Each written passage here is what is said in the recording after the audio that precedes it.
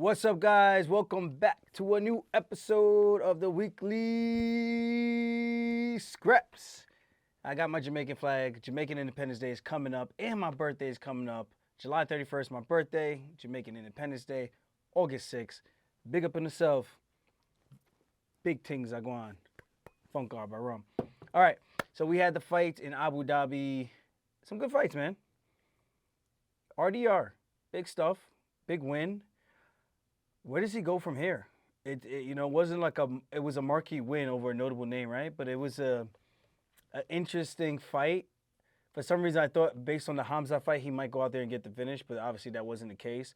So now I'm kind of thinking like, is it too much too soon for him to get the winner of DDP versus Hamza Chimaev, or is there just nobody else left and he's kind of the next challenger by default? That's kind of my thoughts on after that watching that fight.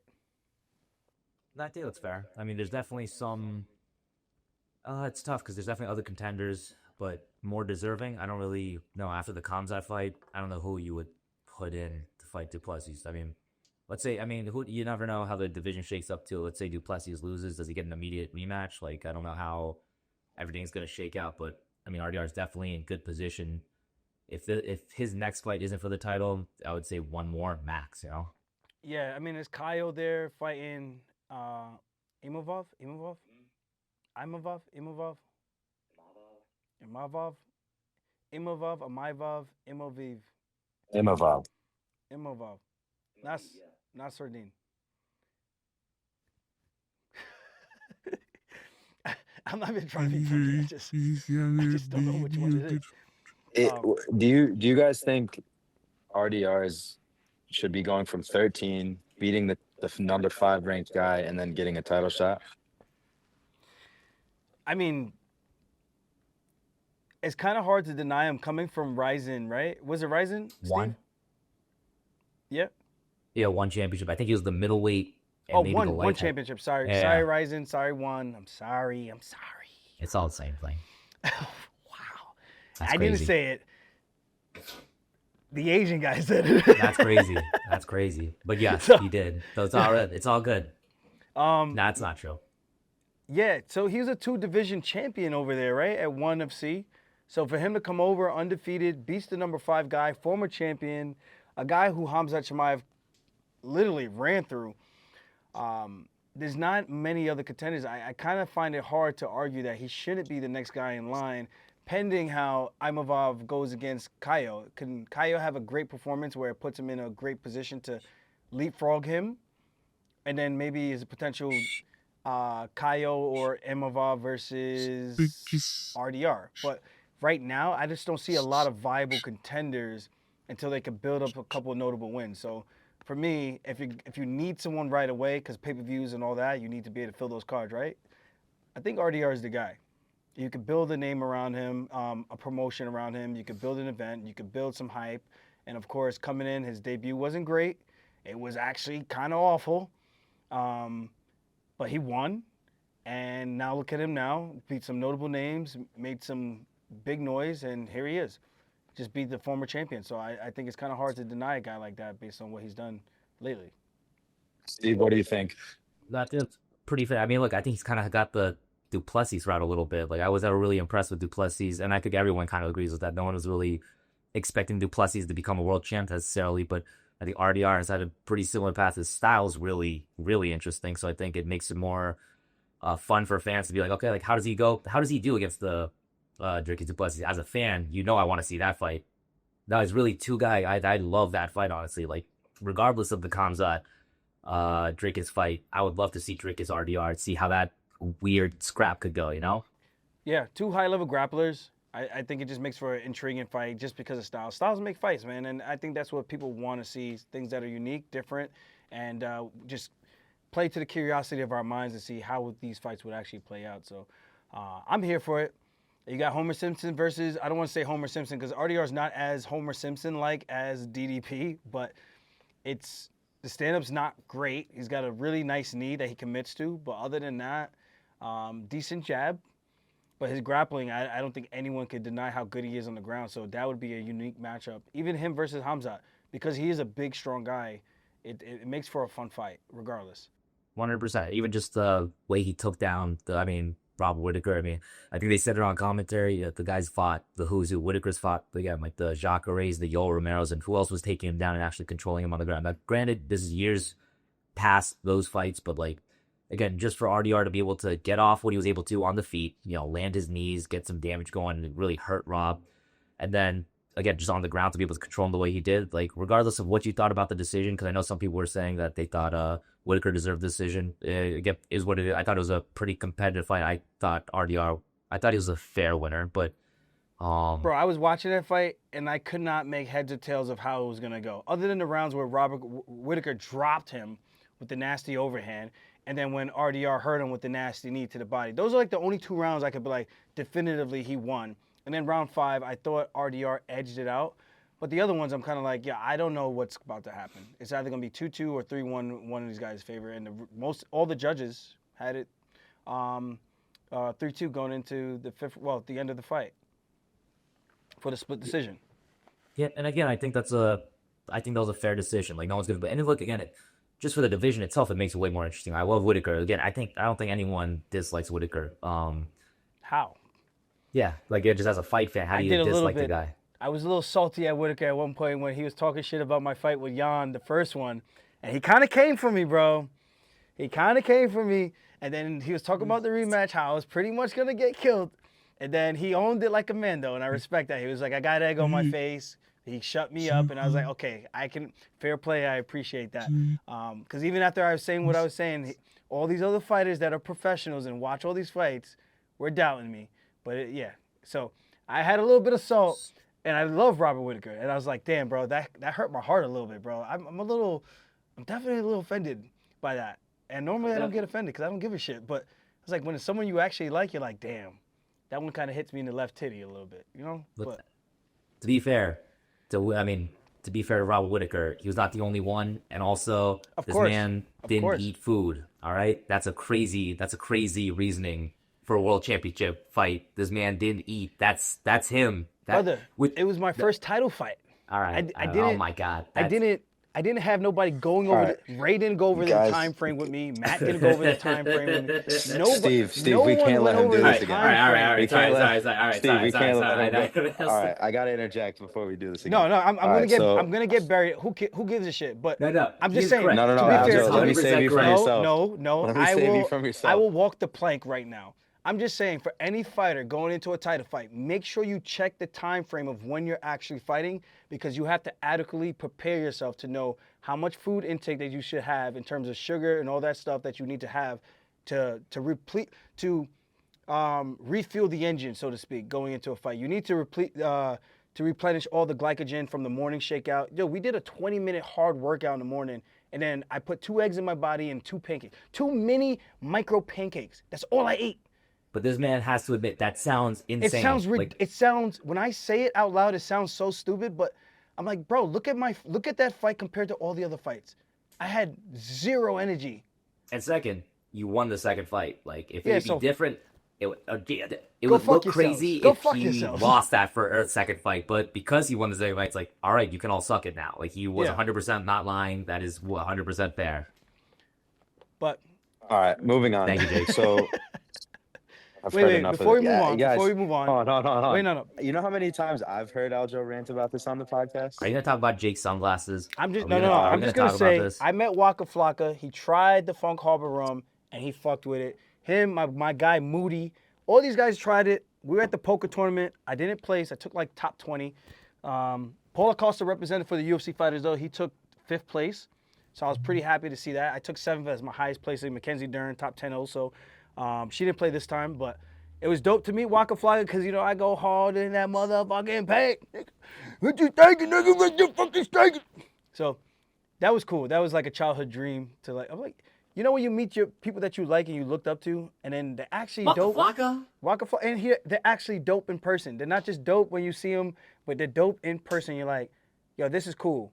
This is cool. Because I went up to him and I introduced myself. I was like, yo, what's up, Flocka? This is my Jamaican rum. Would you like to try it? Blah, blah, blah. And he was like, he goes, nigga, you introducing yourself to me? He's like, man, come on, man. He takes his phone. He's on FaceTime with somebody. I think he was on FaceTime. Yeah, I think it was. Yeah, he was on FaceTime with somebody. He was like, man, this guy over here introducing himself to me, and he put me on the camera. I just started laughing. I was like, this is actually hilarious. I'm like, yo, bro, I don't know. I'm like, that's cool as hell that you know who I am, but I'm not gonna just assume that you watch fights and shit like that. But that was dope. So that was my little, that was my This weekend. man met Waka It was cool. It Flocka. was cool. I met Bobby Shmurda, by the way, again this weekend. Hey, too loud ball out. You should have did the dance. Bro, I'm not doing the dance. He would have loved that, though. He would have loved that. The man was going crazy in there. That man, that's a wild man. I got to come out to one of his events next time I'm in New York. Oh, no, you're coming down 100%. You would love these events, actually. Yeah, it looked wild. I saw him running in the ring and shit like that. It was funny as hell. But. All right, gentlemen. Sorry. Back on track here. All right. So Peter Yan, he's on a 3-fight win streak. Beats a young up-and-comer who's been knocking everybody out. Marcus McGee. He's a promising young man. What do you guys think of Peter Yan? Is he inching his way back into title conversation? What's the deal with him? I mean, first of all, young contender. I think Marcus McGee is like 36, and I'm a fan of Marcus McGee, but young contender is a weird way to look at that. He's a contender. I mean, he's definitely. I just mean he's on the way up. Yeah, new contender. That's fair. Yeah. But okay. Jan, it's tough because I think fairly, he beat Figueiredo. He beat again a promising prospect. He's definitely right there. It's just Song Yadong. It's just tough because the way that fight with Merab went, I think just for the UFC, it's always hard to sell those. But, I mean, they will clearly, but, it's just hard to sell. I know this guy got 50-44 last fight, but, this time he'll do differently, It's okay. I mean, look, if they want to do it, why you gotta do my guy Piotr like that? Was that wrong? I'm sorry. I'm sorry. He lost the very clear-cut unanimous decision, all right? I'm sorry. I just... No, it's just funny. I don't give a shit. But... Yeah. I did invite him to my wedding, though. I was literally just about to ask him, did you invite this man to your wedding? I said, brother, come to the wedding. He said, if I'm in the States, I will come. This guy, Aljo, is actually crazy. This is an actual crazy person. Sorts of the form. If I see Peter Yan at your wedding, yo, we got comedy. Mike Perry. We got Ali Quinto, possibly Mike Perry, maybe Chris Weidman. We got, I think Jamal Hill's pulling up. We got O'Day coming through. We got Nas. We got Charlie Campbell. It's just going to be a big-ass UFC event at this point. We're going to invite the matchmakers. I'm going to invite Hunter Campbell. I'm going to invite Dana White. Hopefully Dana puts it on his tab. And then, we just go crazy for the night, This is absolute. I can't wait. And Merab's fighting the night before. Insane. This is some movie shit. I'm going to party my ass off Friday. And I told Merab, I was like, I cannot do a morning shakeout on Saturday, but I will 100% be in prime form to train with you and get you warmed up before the fight, and I'll be fucking sharp. But just the morning, I need that time to recover, man. I'm gonna be 36 next week. I just need a couple hours to recoup, and then we're good, man. We defend this title. I'm gonna be there with him all fight week, helping for his camp. He's jumping in my camp right now, so he's gonna be in shape coming into his camp. So that's the good thing about it, right? So I'm excited about that. But back to Piotr, I thought he did really, really well. He looked good from all aspects of a mixed martial arts standpoint. One of the things that's fascinating, Marcus McGee looked really good in the first round. He did what he needed to do. He was touching and moving. But then the impact of the punches from Piotr when they were landing versus when Marcus was landing was significantly different, and it was more times that Piotr was landing those significant shots where Marcus was getting pushed back, or you could tell clearly getting cracked and bothered by the shots. And visually, you could see it on his face a little bit, even though at the end of the fight when they wiped him off, he didn't really have a lot of marks on him or whatnot, but you could tell during the transition of the fight and how it was going, it did not look good, the body language, everything. And I know I don't score body language. I just score the strikes being landed. And I thought Marcus, although he was moving a lot, he landed the better punches in that round. But then, as they say, he's downloading data. He's downloading data right now. I'm like, brother, I hate that so much. It pisses me off. But he did make some adjustments in round 2 and 3. It came back in some vicious form, and I was just like, damn, this guy is fucking good. This guy is No, good. we watched the fights at the gym, and I'm gonna agree with you too. I hate when they use that term downloading data. All right, the commentators got to stop doing that. Some guys aren't downloading data. Some guys are just losing. We got to be objective about it. He was just losing. If you ask me, he was just losing. No, respectfully, yeah. And we were watching the fights at the gym. Again, like honestly, Marcus McGee, I thought he kind of took shades of what you did in the second fight with you. On the first round, he was kicking, moving. The one thing he did differently, instead of grappling, he was kind of stepping in with his punches. I'll say his punches looked like they were a little, like you were saying, they were stiff. I'm sure they were hard punches. Otherwise, I think Jan would have just walked him down and bullied him. But you could tell they were definitely much more labored, and he just couldn't keep that up for all 3 rounds. And you could just see, starting the second round, like Jan was really picking it up, and the other guy looked like he was slowing down. And you're right, the body language, again, you shouldn't score that, but, unfortunately, that is just a part of it. Like, if you're looking like you're getting beat up, it's not going to look good for the judges. And I would even say in the Whitaker fight, it was partially, I think some of that was just, like, I could guarantee you both guys were tired, but it looked like Whitaker was a little more fatigued than the other guy. And the judges definitely look at that as well. But yeah. You know what I think, though? When you fight a pressure fighter like that who's just constantly walking you down, you're literally in a phone booth, and they're just ready to die on their sword. Jan is just here the whole time, going forward. You can hit him as much as you want, but then you give him an opening where he can land a clean shot. He's going to land a clean shot, and he finds it over and over again with these guys. And I think that was the difference. To fight going backwards the whole time for 15 minutes or 25 minutes, it's extremely hard. It's very taxing. And eventually, your punches start to wane a bit. You get a little bit tired. The punches start to go from being like having these snappy pop on it to just being labored, pushed. And I feel like that's what we saw. They look like labored strikes coming from McGee. Again, he had a phenomenal first round, but it's like, can you do that for 15 minutes, though? Can you do that for 15 minutes going on your back foot and constantly going forward and then going back on a retreat? And that's the thing that people don't understand. When you're able to do that and can keep that and sustain that pace against a pressure fighter like an RDR, a Piotr Jan, that's the difference. A guy like that, you got to knock him the fuck out, bro. That point blank period. If that guy wants to keep walking forward, you have to be ready to say, okay, I'm going to go in this booth, and it's either him or me. One of us is going to have to drop. And I think Piotr makes this decision every time he steps out there. I'm going to constantly go forward. I'm going to walk you down. I'm going to put these punches in your face. And when I land, I'm going to make sure I'm landing with impact and with some type of authority. And I think that was the difference in that fight. Again, it's really hard to fight going backwards. It really is. And I think that's where McGee kind of got that experience now, fighting a guy like Piotr, championship experience, that type of style. I know they were comparing both of these guys to each other, and Piotr was like, this guy's nothing like me. I'm going to show you guys levels. I'm going to go out there and beat him up. It was like, this guy is just a bully, bro.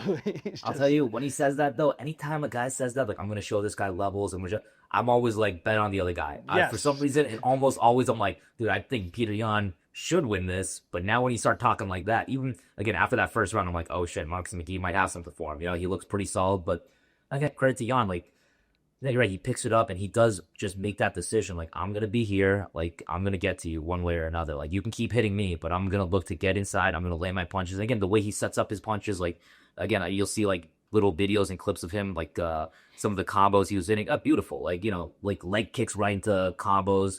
Even that sweep he did at the end of the round right into a corner. Like, beautiful. Again, just cool MMA, honestly, as a fan. But yeah, that's just a tough style to beat. Unless you're a guy like you that can kick, move, grapple when you need to, or a guy like Merab that can just, again, shoot 8 million takedowns on you and just break you down. Because, like, I mean, even for Jan, like, he's got to get close, but you get close, Merab's just going to grab you. Like, that's a tough style for Piotr Jan to deal with. So, yeah, but again, for anybody else in the world, that style Jan has, that's a scary and entertaining style. Yeah, he's willing to trade in the pocket and he's willing to put his chin on the line.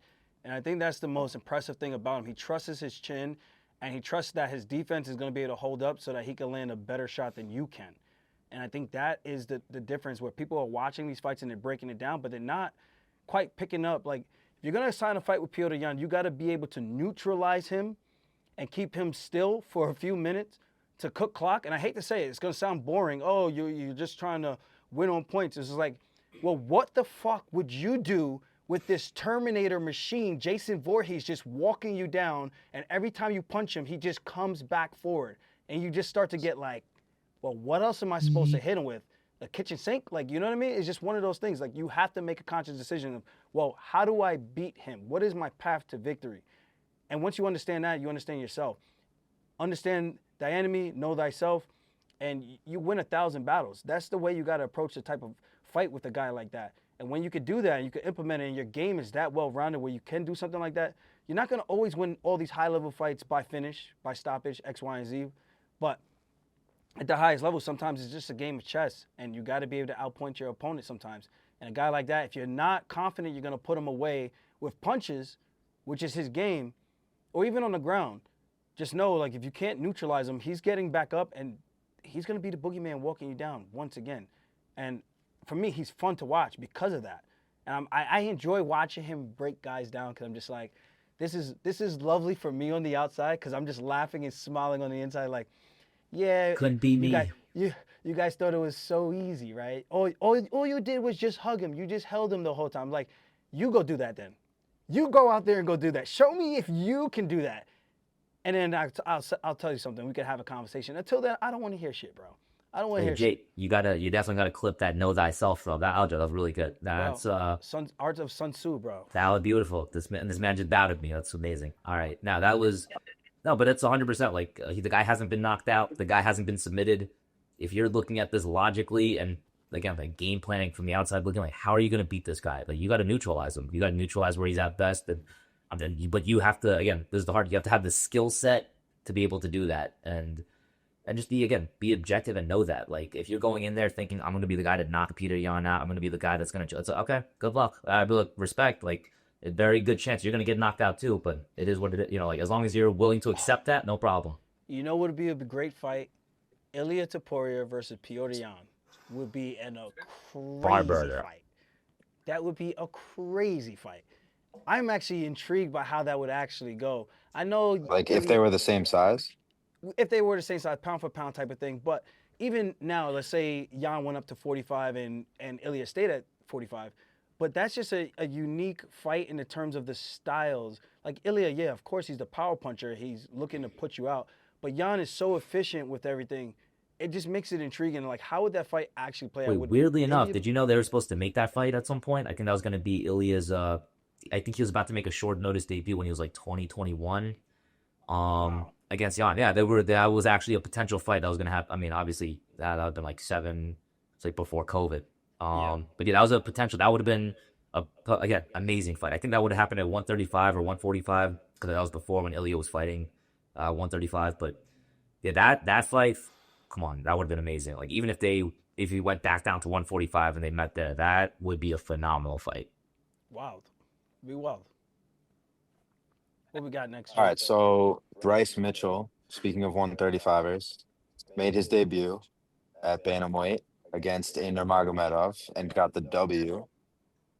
What do we think about this win? What do we think of Bryce joining the weight class? Is he a future contender? Bryce, great addition to 135. You know, it's crazy when we trained in Long Island. I think this was back in 2016 or 2017, whichever. We talked about weight and everything, and I was bigger than him, and he was undefeated, killing guys at 145, getting finishes left and right. And I'm just like, am I crazy and still fighting at bantamweight when maybe I should be at featherweight also, just based on our sparring sessions and how well he was doing? And now it's kind of crazy. A couple of years later, now he's moving down. I think great addition. I am intrigued to see how his gas tank will hold up because it's such a taxing style. That was pure grappling. There was very little striking. The very little striking that happened was all in round one, the knee that knocked him down. Fun addition to the weight class. He does have a unique style, an interesting style to obviously combat the champion in Merab. I still think Merab's gas tank and just him training with me and training with all these other high-level grapplers, he has made leaps and bounds of improvements in his grappling department, and I think it was notable in the Umar fight, or noticeable, I should say. With that being said, I think great win for him over Saeed Nurmagomedov. He's not related to Khabib, from what I understand, and Umar and those guys, but still a Dagestani guy. Great striking. He's the opposite of the Dagestani guys who are all predominantly heavy-set wrestlers. He's a phenomenal striker with a sick front headlock choke, no arm guillotine. Almost got it a couple times. Bryce does what Bryce does. He gets out and neutralizes the fight. Almost gets a head and arm a couple times. But it was just a fun fight, fun grappling fight to watch. And I like to see where he goes from here. I don't know. Does he get to the belt with this type of style? It looked like he was a little bit labored, and that was a guy who's unranked. But obviously the guys who are ranked, there are some favorable matchups where if he could take them down, he could get a finish or two and put himself in that position to eventually fight for a world title.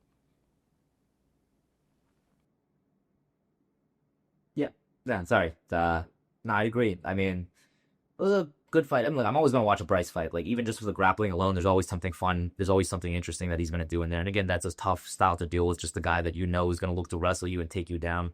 I don't know how many other... And again, actually uses jiu-jitsu. I mean, I would love to see how he matches up against like a Sandhagen, against an Umar. And yeah, like any of those guys would be interesting just because he does have a grappling-heavy style. But, I mean, I don't know, based on his age, I don't know. Yeah, just a fun addition. I mean, I'd like to just see where he goes from here. But I could definitely see him beating like a Vinicius. Like, it's a tough fight, but like a Vinicius Oliveira, I know we were talking about him last week. Like, you know, those are all interesting fights. Like, just having him in that division, there's a lot of fun matchups you could make with him. Yeah, and he's got one of those styles we were talking about too. He just walks you down with his mindset on, I'm going to get close and I'm going to eventually take you down. And these guys, they try to do the Chael Sonnen approach of, I can't let you get close, but he still just keeps getting it, and that's just what he does. So congrats to Bryce on a big win in his debut at 135. I thought physically he looked great. He had some abs, which was cool to see. He looked shredded, that Arkansas workout. But yeah, we see. I don't know who they give him next, but Vinicius would be a cool fight. But I think Vinicius should be on the higher ups in terms of the rankings at this point. Maybe a Song Yadong or something like that, or I don't know if Rob Font is still ranked or anything like that, but he should get a bigger name for him. But for Bryce, I think because he's such a big name already at 45, coming down at 35, and getting such a big win over a guy who was ranked, I think there's some fun matches for him as well. But weird question: did Rob Font win or lose the last fight? I think he beat Kyler Phillips. Oh yeah, okay, that's what I know. Yeah, I think that was his last one. Yeah, no, that's a fun fight. Like any variation of Bryce, any of those top 15 guys, I'm definitely gonna watch. Like that's definitely a fun addition to that weight class. Things are heating up. Were there any other fights you guys wanted to cover for this one? No, I did want to give a shout out to was Salikov. What? With the knockout that he had, he just thumped Carlos Leal. I was just like, holy shit. I thought Leal was Salikov winning that fight, bro. 100. I think he might have been the biggest favorite on that. Come on, respect. Muslim Salikov, 41 years old, fucking ran him into a punch. Beautiful. Like that I love to see. Bro, he thumped him.